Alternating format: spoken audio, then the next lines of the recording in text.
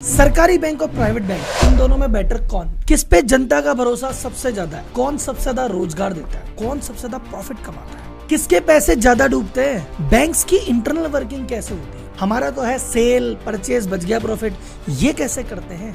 ये जो आपने शब्द सुने असेट क्वालिटी, एनपीए, निम, ये होता क्या है? इन सभी टेक्निकल शब्दों को देसी भाषा में जानेंगे आज, और इन सभी का एनालिसिस करके आम आदमी का पर्सनल फाइनेंस और बिजनेसमैन का बिजनेस फाइनेंस दोनों सुधर सकते हैं। तो जनता जनार्दन की जय बोल के करते हैं वीडियो की शुरुआत।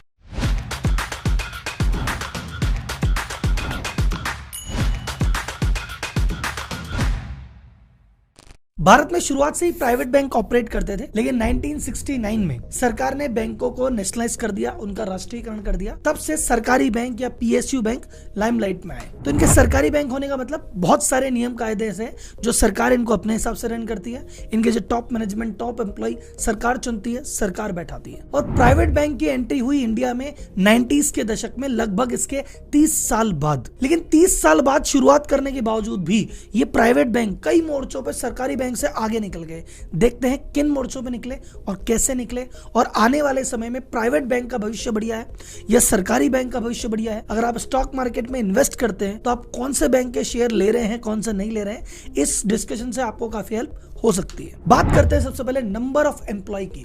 आपको क्या लगता है सबसे ज्यादा एम्प्लॉय कौन से बैंक में होंगे, प्राइवेट में या सरकारी में? बहुत सारे लोग बोलेंगे सरकारी में, क्योंकि भैया एक तो 30 साल पुराने हैं, इनकी ब्रांचेस भी ज्यादा है। प्राइवेट बैंक है वो तो टेक्नोलॉजिकली ज्यादा अपग्रेडेड है, तो उन्हें आदमी कम लगते हैं। सरकारी में तो भैया पुराने आदमी ज्यादा लगते हैं। प्लस सरकार में भैया आदमी को नौकरी से जल्दी से नहीं निकाल सकते, तो आदमी लंबे समय तक टिका भी रहता है।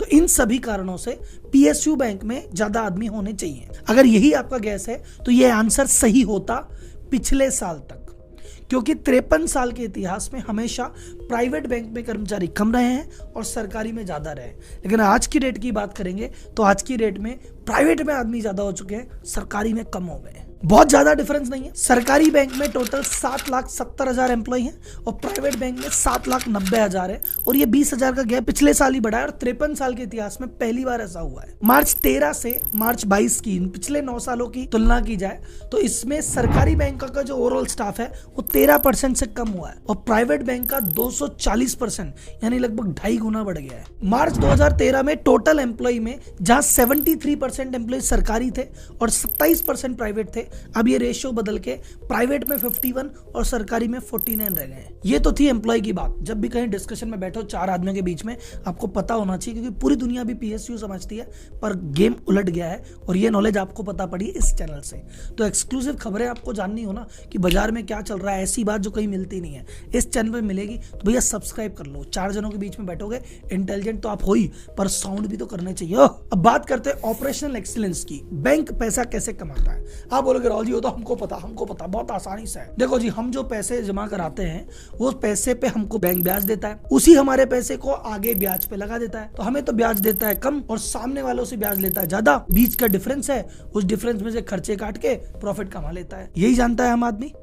अब इसको थोड़ा सा टेक्निकल कर देते हैं ताकि इस बोलने और सुनने में आप थोड़े इंटेलिजेंट लगो। अब टेक्निकल भाषा में मैं आपको समझा तो दूंगा कि बैंक पैसा कैसे कमाते हैं, लेकिन भैया आप ये सोच रहे होंगे राहुल जी हम पैसा कैसे कमाएं, ये बताओ। तो आपको ये सीक्रेट भी अभी बता देता हूं। आज की रेट में हम सब जानते हैं यार, नॉन आईटी जॉब में उतना पैसा नहीं है जितना पैसा आईटी वाले जॉब में। और आईटी वाले में तो पैकेज हम सुनते हैं अरे 25 लाख 50 लाख करोड़ों के पैकेज है। अब लेकिन कई लोग सोचते हैं यार हम तो आईटी बैकग्राउंड से नहीं, हमारा क्या होगा। तो आपका परिचय कराते हैं जबरदस्त कंपनी, जबरदस्त ऐप से, कोडिंग इन्वेडर। इनका मेन काम क्या है? नॉन आईटी, जिनको आईटी का बिल्कुल एक्सपीरियंस नहीं है, उनको आईटी रिलेटेड ट्रेनिंग कराते हैं और एक डेटा एनालिस्ट का कोर्स कराते हैं, जो कि 6.5 महीने में कंप्लीट हो जाता है। और 6.5 महीने में एक नॉन आईटी वाला बंदा, जिसको आईटी का बिल्कुल भी नॉलेज नहीं है, आईटी में इतना काम करने लायक हो जाता है कि आराम से उसको बढ़िया कंपनी में जॉब मिल जाती है। अब वो लोग राहुल जी जॉब कौन दिलाएगा? जॉब भी कोडिंग इन्वेडर वाले ही दिला देंगे। तो जिस दिन आप एनरोल करोगे उसी दिन आपको एक तरह का एग्रीमेंट प्रोवाइड करा देंगे कि भैया आपकी 6.5 महीने बाद जॉब पक्की है। तो आपको ये भी लगेगा कि भैया सेफ एंड साउंड साउंड है। और ऐसा नहीं कि आपको थ्योरेटिकल ज्ञान दिया जाता है जो एक्चुअल में काम ही नहीं आएगा, आपको एकदम प्रैक्टिकल ज्ञान दिया जाता है, जो प्रोजेक्ट बेस स्टडी कराई जाती है। इंडस्ट्री के जो एक्सपर्ट हैं वो आपको रियल टाइम डेटा, जो रियल प्रॉब्लम वर्ल्ड में चल रही है, जो आप सीख के एक्चुअल प्रैक्टिकली काम में ले सकते हो, वो चीजें सिखाई जाती है। इसमें स्क्रैच लेवल से आपको एक्सपर्ट लेवल तक की ट्रेनिंग दी जाएगी और बड़ी बड़ी इंडस्ट्री के जो एक्सपर्ट हैं उनके द्वारा रियल बिजनेस केस स्टडी आपको बताई जाएगी। और ये expert Amazon, Philips, ZTV, Deloitte ऐसी बड़ी बड़ी कंपनीज से आते हैं। तो आपको 1-to-1 मेंटरशिप भी अलाउ होती है, जिसमें आप वीकेंड में सीख सकते हैं और वीक पे उसको प्रैक्टिस कर सकते हैं। और इसी ट्रेनिंग के दौरान आपको मॉक इंटरव्यू की प्रैक्टिस कराई जाती है, CV कैसे बनाएं, लिंक्डइन कैसे अपडेट करें, ताकि आपकी जॉब पाने की जो कैपेबिलिटी है वो और बढ़ती है। अब तक 20,000 से लोग सक्सेसफुली इस कोर्स को कर चुके हैं और इसको करने के बाद आपको एक इंटरनेशनल सर्टिफिकेट मिलता है जो काफी जगह एप्लीकेबल होता है। अगर ये सारी चीजें आपको अट्रैक्ट करती है तो नीचे डिस्क्रिप्शन में लिंक दिया है, वहां पे क्लिक कीजिए। डाटा साइंस का एक कोर्स है, उसको आप समझिए, इनरोल कीजिए। और अगर आपको उस पर कोई डिस्काउंट चाहिए तो RM27 टाइप करके आपको 27% डिस्काउंट भी मेरी तरफ से मिल जाएगा। अब बात करते हैं सीधे बैंक पैसा कैसे कमाती है टेक्निकल भाषा में। देखो, बैंक का रॉ मटेरियल पैसा ही तो है, वो पैसा ही लेता है और पैसा ही देता है और उसी में कमाता है। तो बैंक के पास पैसा कहाँ से आता है? जब आप करंट अकाउंट में पैसे जमा कराते हो, जब आप सेविंग अकाउंट में पैसे जमा कराते हो, जब आप FD कराते हो। ये जो पैसा जमा होता है ये बैंक के लिए रॉ मटेरियल है, ये बैंक की पूंजी है। देखो, FD पे तो बैंक को ज्यादा पैसा देना पड़ता है, तो FD का जो पैसा लेता है बैंक को थोड़ा महंगा पड़ता है। इनके लिए सबसे सस्ता पड़ता है CASA, CASA, current account saving account. क्योंकि करंट अकाउंट जितने भी खुलेंगे उस पर बैंक को ब्याज ही नहीं देना, तो सस्ता पैसा मिल गया।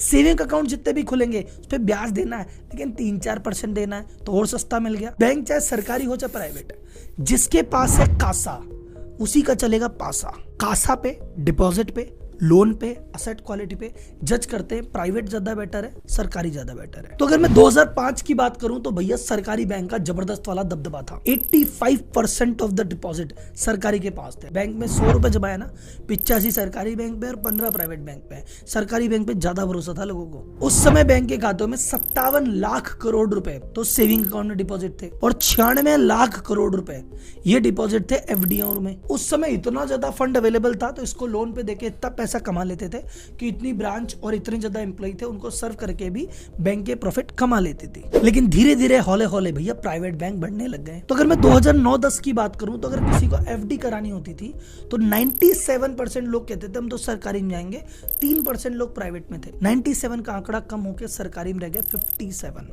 यानी लोगों का प्राइवेट बैंक में कॉन्फिडेंस बढ़ने लग गया है, सरकारी से थोड़ा पीछे हटने लग गए। यही बात सेविंग पे अप्लाई होती है। 2009-10 तक 77% लोग सेविंग अकाउंट खुलाते थे सरकारी बैंकों में, अब वो फिगर घट के आ गया 52%। देखा जाए तो अभी भी टॉप पे चल तो PSU ही रहे हैं, लेकिन भाई साहब धीरे धीरे इनकी बढ़त कम हो रही है और 3-4 साल की बात है कि प्राइवेट बैंक टेक ओवर कर लेंगे। तो कंक्लूजन क्या है? कासा में, डिपॉजिट में एक टाइम पे ये लीड कर रहे थे, लेकिन धीरे धीरे इनका शेयर कम हो रहा है। अभी भी ये टॉप है, 50% से ऊपर चल रहे हैं, लेकिन आज नहीं तो कल 5 साल 10 साल में टेक ओवर हो जाएंगे प्राइवेट बैंक से। यही बात अप्लाई होती है असेट में, लोन देने में। जहां अगर 2009-10 की बात करें तो 77% लोन सरकारी बैंकों ने दिया हुआ था, प्राइवेट बैंक ने मात्र 23% लोन दिया था। ये 21-22 में हो गया है 58% जो लोन दिया गया है वो दिया है हमारे सरकारी ने, और बाकी जो 42% है प्राइवेट बैंक ने दिया है। तो लोग अब प्राइवेट बैंक में डिपॉजिट कराने में भी नहीं घबराते और उससे लोन लेने में भी नहीं घबराते। तो अगर मैं इंक्रीमेंटल लोन की बात करूं, पुराने लोन को छोड़ दें, नए लोन जितने भी सैंक्शन हुए हैं, अगर 2009-10 से कंपेयर करूं, 89% लोन सरकारी ने दिए थे और प्राइवेट ने मात्र 11 ही दिए थे। लेकिन 14-15 आते आते सरकार के हाथ में 57 ही रह गया और प्राइवेट ले गए 43। और 2015-16 से लेके 2021 तक प्राइवेट बैंक ने लीड किया है, सरकारें पीछे रह गई। और अभी 21-22 में जाके मामला थोड़ा बराबर आया, लेकिन भैया जिस तरह से हमको दिख रहा है फ्यूचर तो ब्राइट प्राइवेट बैंकों का दिख रहा है। अब बात करते हैं असेट क्वालिटी की। राहुल जी, असेट क्या हुआ?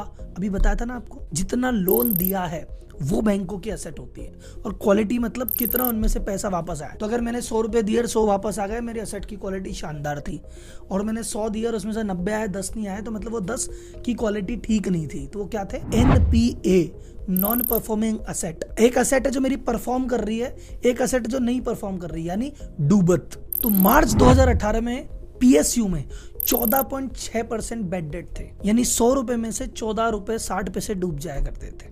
ये स्थिति थोड़ी इंप्रूव हुई है, अब 100 रुपए में से 9 रुपए 10 पैसे ही डूबते हैं, लेकिन अभी भी प्राइवेट बैंक से अगर कंपैरिजन करें तो प्राइवेट बैंक का 4.5 से 5 के बीच में डूबत रहती है। मोटा मोटी स्थिति ज्यादा खराब आपके पीएसयू की है। अब बोलो जी पीएसयू के साथ ऐसा क्यों होता है? भैया एक तो आपकी सरकारें दुनिया भर के वादे कर देती है, कहती जी अब की बार किसानों का ये माफ कर दो, अब की बार ये वाला लोन माफ कर दो। तो भैया बैंकों ने दिया, अब तो माफ करवा लेते तो बैंकों पे फर्क पड़ेगा। दूसरा, सरकारी बैंकों में विजय माल्या बहुत ज्यादा है, सरकारी बैंकों में नीरव मोदी बहुत ज्यादा है। किसी नेताजी से फोन करा दिया, विधायक से फोन करा दिया, मैनेजर साहब ने कहा चलो दे दो दे दो दे दो, तो उस चक्कर में बहुत ज्यादा है। हाँ, ऐसा नहीं कि प्राइवेट बैंक बचे हुए हैं, प्राइवेट बैंक में भी चंदा कोचर होता है, बहुत कुछ होता है, लेकिन पीएसयू में ज्यादा होता है। प्लस जब रिकवरी की बात आती है तो सरकारी बैंकों की अपनी लिमिटेशंस है। सरकार बहुत ज्यादा किसी को अरेस्ट नहीं करती, बहुत ज्यादा पीछे नहीं पड़ती, प्राइवेट बैंक किसी को छोड़ते ही नहीं है भाई साहब, इसलिए इनकी डूबत कम है। अब बात आती है प्रॉफिट की, तो सबसे ज्यादा प्रॉफिट किसका होगा? इसमें तो गैस करने वाली बात भी नहीं है, ऑब्वियसली प्राइवेट बैंक का रहेगा, क्योंकि सरकारी बैंक की बहुत सारी लिमिटेशन है। वो सरकारी बैंक 1000 रुपए में 10,000 रुपए में सेविंग अकाउंट खोल देते हैं, करंट अकाउंट में 20-25 हजार में खोल देते हैं। प्राइवेट बैंकों के नखरे, सेविंग अकाउंट में भैया बैलेंस हाई लेके आओ, करंट अकाउंट में बैलेंस हाई लेके आओ, फिर दुनिया भर के चार्जेस ज्यादा हैं। जो सरकारी बैंक में बहुत ज्यादा अनाप शनाप चार्जेस नहीं लगते, जो चेक बाउंसिंग का है, किसी भी चीज का चार्ज लगेगा लिमिटेड लगेगा।